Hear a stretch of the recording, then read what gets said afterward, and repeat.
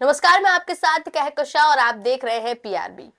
हरियाणा इस वक्त खूब ज्यादा जोरों शोरों पर चर्चाओं में चल रहा है। पहले अपने चुनाव को लेकर, चुनाव के बाद नतीजों को लेकर और नतीजों के बाद मुख्यमंत्री चुनने को लेकर। लेकिन मुख्यमंत्री चुन लिए गए। नायाब सिंह सैनी को एक बार फिर से हरियाणा का मुख्यमंत्री चुन लिया गया। 17 तारीख को नायाब सिंह सैनी ने बतौर मुख्यमंत्री दूसरी बार शपथ भी ले ली। लेकिन ये शपथ तो हो गई और चुनाव के नतीजे भी आ गए, सब कुछ ठीक लगने लगा था। लेकिन ऐसा नहीं है, क्योंकि जिस तरीके से चुनाव के नतीजों में गड़बड़ी के आरोप लगे हैं, अब इसको लेकर और भी ज्यादा हो हल्ला मचने लगा है।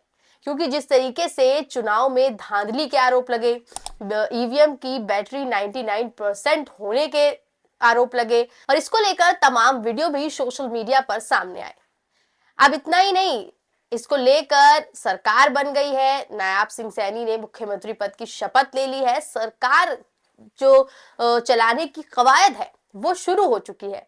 लेकिन यहां पर आप देख लीजिए कि याचिकाकर्ताओं ने सुप्रीम कोर्ट में ये मामला डाल दिया है, क्योंकि जिस तरीके से ईवीएम को लेकर आंदोलन छिड़ा हुआ है, लगातार कह रहे हैं कि ईवीएम को लेकर अब जो लड़ाई है वो बड़े स्तर पर होने वाली है।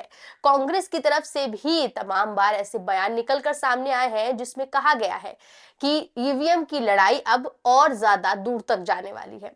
साथ ही सुप्रीम कोर्ट के जो वकील है महमूद प्राचा और भानु प्रताप, दोनों ही इसको लेकर आंदोलन छेड़ने की भी बात कर चुके हैं। 17 तारीख को जंतर मंतर पर सुप्रीम कोर्ट के वरिष्ठ वकील महमूद प्राचा ने एक आंदोलन भी छेड़ा। तमाम लोग वहां इकट्ठा हुए थे और इसके बाद देख लीजिए अब ये मामला सुप्रीम कोर्ट तक पहुंच गया है। पहले ही दावा किया जा रहा था इस मामले में कांग्रेस को कोई भी अब रियायत नहीं बरतनी चाहिए, तो देख लीजिए इसमें कोई रियायत नहीं बरती गई है और मामला सुप्रीम कोर्ट तक पहुंच गया है। नायाब सिंह सैनी ने भले मुख्यमंत्री की शपथ ले ली हो, भले ही अब तीसरी बार जो है बीजेपी की सरकार हरियाणा में चलने वाली है, लेकिन अब इसका चलना मुश्किल होने वाला है। जिस तरीके से सुप्रीम कोर्ट तक मामला पहुंच गया है, सुनवाई होगी, क्या कुछ उसमें होगा, ऐसे में सरकार गिरने का खतरा अब हरियाणा में मंडराने लगा है। क्या खबर है आपको इस वीडियो में, चलिए विस्तार से बताते हैं। देख लीजिए, दैनिक भास्कर की खबर है कि हरियाणा की 20 सीटों का मामला सुप्रीम कोर्ट पहुंचा। याचिकाकर्ताओं ने दोबारा वोटिंग की मांग की, ईवीएम की बैटरी चार्जिंग को आधार बनाया। खबर के अंदर जाए तो लिखा है, हरियाणा विधानसभा चुनाव के दौरान 20 सीटों पर वोटिंग में गड़बड़ी के आरोप वाली शिकायत अब सुप्रीम कोर्ट तक पहुंच गई है। कोर्ट में एक याचिका दायर की गई है जिसमें कहा गया है कि चुनाव के दौरान इलेक्ट्रॉनिक वोटिंग मशीन से छेड़छाड़ हुई। इसकी जांच के आदेश भारत निर्वाचन आयोग यानी कि ईसीआई को दिए जाएं। साथ ही याचिका में यह भी कहा गया है कि कांग्रेस पार्टी ने भी चुनाव में गड़बड़ी की शिकायत ईसीआई से की थी, लेकिन उसमें कोई कार्रवाई नहीं हुई है। याचिकाकर्ताओं ने उन 20 सीटों पर दोबारा चुनाव कराने की मांग की है। ईवीएम में गड़बड़ी को लेकर कांग्रेस भी सवाल उठा चुकी है। हालांकि भारतीय चुनाव आयोग के chief election commissioner Rajiv Kumar कह चुके हैं कि ईवीएम बिल्कुल सुरक्षित है, उनके नतीजे एकदम सही है, इसमें गड़बड़ी की कोई गुंजाइश नहीं है। ईवीएम में काउंटिंग वाले दिन भी 99% बैटरी की जानकारी के अनुसार प्रिया मिश्रा और विकास बंसल ने सुप्रीम कोर्ट में याचिका डाली है। तो देख लिए, याचिकाकर्ताओं ने कहा है कि जो 20 सीटों पर हरियाणा में गड़बड़ी की आशंका जताई जा रही है, ईवीएम में गड़बड़ी की जो आशंका जताई जा रही है, 99% जो ईवीएम चार्ज मिली है, ऐसे में इसको आधार बनाकर सुप्रीम कोर्ट तक ये मामला पहुंचाया गया है। सुप्रीम कोर्ट से कहा गया है कि अब इस पर, यानी कि जो 20 सीटों पर गड़बड़ी का मामला सामने आया है, इस पर दोबारा वोटिंग कराई जानी चाहिए। तो ये एक बड़ा मसला बीजेपी के लिए खड़ा होता नजर आ रहा है, क्योंकि अगर दोबारा चुनाव कराए जाएंगे, ऐसे में खतरा है कि उनकी सरकार गिर सकती है। तो सरकार गिरने की कवायद जो है वो शुरू हो गई है। अभी सरकार चलाने के लिए कुछ दिन भी नहीं मिले हैं बीजेपी को, और अब देख लीजिए किस तरीके से मामला सुप्रीम कोर्ट तक पहुंच गया। और सुप्रीम कोर्ट पहुंचने के बाद यहां पर ईसीआई से इसकी जांच करने के लिए इसकी मांग की गई है। 20 सीटों पर दोबारा वोटिंग की मांग की जा रही है। ऐसे में सुप्रीम कोर्ट अब इस पे क्या फैसला लेता है, ये देखना काफी ज्यादा अहम होने वाला है। साथ ही इस खबर में देख लीजिए, ये भी मेंशन किया गया है कि कांग्रेस ने भी सवाल खड़े किए थे, कांग्रेस ने भी ईसीआई से इसकी शिकायत की थी, लेकिन शिकायत पर कोई गौर नहीं दिया गया था। इसके अलावा जो कमिश्नर है ईसी के, यानी कि इलेक्शन कमीशन के जो कमिश्नर है, उन्होंने तो पल्ला ही झाड़ लिया ये कहकर कि ईवीएम में कोई गड़बड़ी हो ही नहीं सकती है, हमारी ईवीएम में गड़बड़ी की कोई गुंजाइश ही नहीं है और जो नतीजे आए हैं वो बिल्कुल सटीक आए हैं। तो उन्होंने कोई अच्छा और सटीक जवाब जो है वो कांग्रेस को नहीं दिया था। इसके बाद से ही देख लीजिए हर तरफ इसकी चर्चा है कि किस तरीके से चुनाव आयोग पर अब लोगों का भरोसा उठ रहा है। इसीलिए देख लीजिए ये मामला चुनाव आयोग तक गया। चुनाव आयोग के बारे में हमने आपको बताया था किस तरीके से कांग्रेस की तरफ से उन्हें भी लेटर दिया गया था, लेकिन लेटर में कोई ऐसा सटीक जवाब उन्हें नहीं मिला था। इसके बाद देख लीजिए अब ये मामला सुप्रीम कोर्ट तक पहुंच गया है। तो इससे यही आप अंदाजा लगा सकते हैं कि चुनाव आयोग पर लोगों को भरोसा ही नहीं रह गया है।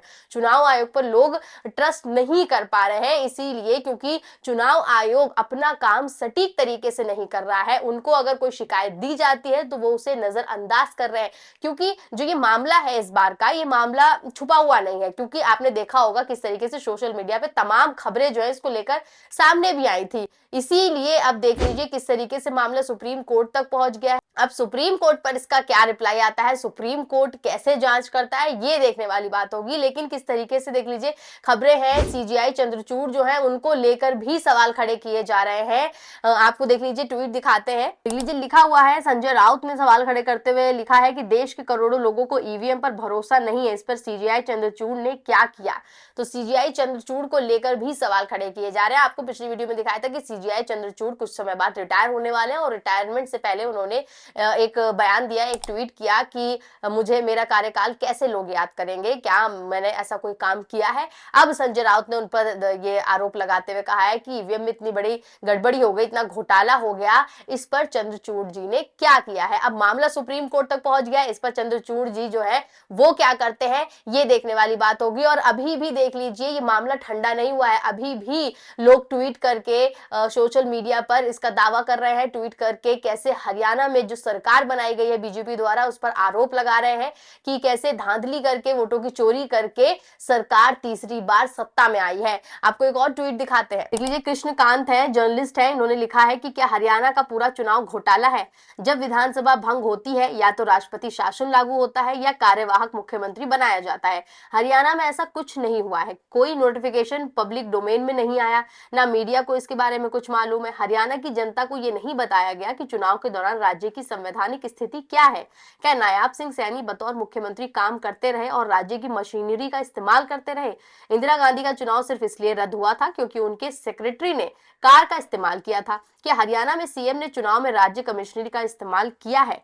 तो किस तरीके के सवाल देख लीजिए खड़े हो रहे हैं, और सवाल जब खड़े हो रहे हैं ऐसे में बीजेपी के भी हाथ पांव फूल गए हैं, क्योंकि मामला अब छोटा नहीं रह गया, अब मामला सुप्रीम कोर्ट तक पहुंच गया है।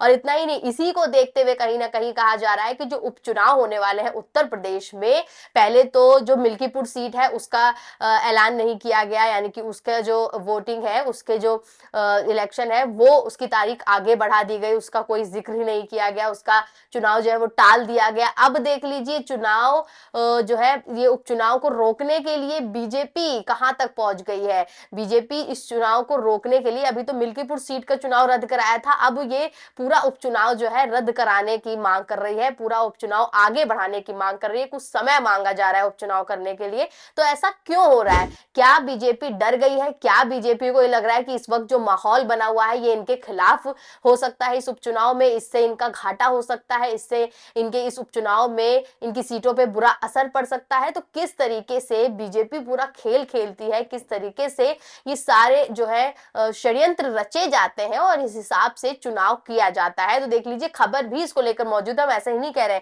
ब्रेकिंग न्यूज है न्यूज 24 की, लिखा हुआ है कि यूपी में उपचुनाव एक हफ्ते टालने के लिए चुनाव आयोग पहुंची बीजेपी। तो बीजेपी चुनाव आयोग पहुंच रही है उपचुनाव को टालने के लिए। अब टाला क्यों जा रहा है भाई, क्यों टाला जा रहा है ये बड़ा सवाल खड़ा हो रहा है कि उपचुनाव है, 9 से 10 सीटों पर उपचुनाव होने हैं, इतना बड़ा कोई चुनाव नहीं है, लेकिन उसके बावजूद बीजेपी देख लीजिए उसके खिलाफ जो माहौल इस वक्त बना है, हरियाणा के बाद जो माहौल उनके खिलाफ बन गया है, ऐसे में बीजेपी डरी हुई नजर आ रही है। और डरी हुई इसीलिए नजर आ रही है क्योंकि जो एक खबर सामने आई है उनका डर साफ तौर पर दिखा रही है कि अब वो उपचुनाव को एक हफ्ते टालने की बात कर रहे हैं। टालेंगे, इस एक हफ्ते में वो क्या कुछ करते हैं, क्या नए रणनीति बनाते हैं, ये सोचने वाली बात हो रही है। तो कहीं ना कहीं बीजेपी को अब अपनी हार का डर जो है वो सताने लग गया है, इसीलिए इस उपचुनाव को टालने के लिए चुनाव आयोग जो है बीजेपी पहुंच रही है। तो अब आप देख लीजिए किस तरीके से बीजेपी पूरा खेल रचती है, किस तरीके से अपने हिसाब से जो है वो चुनाव करवाती है।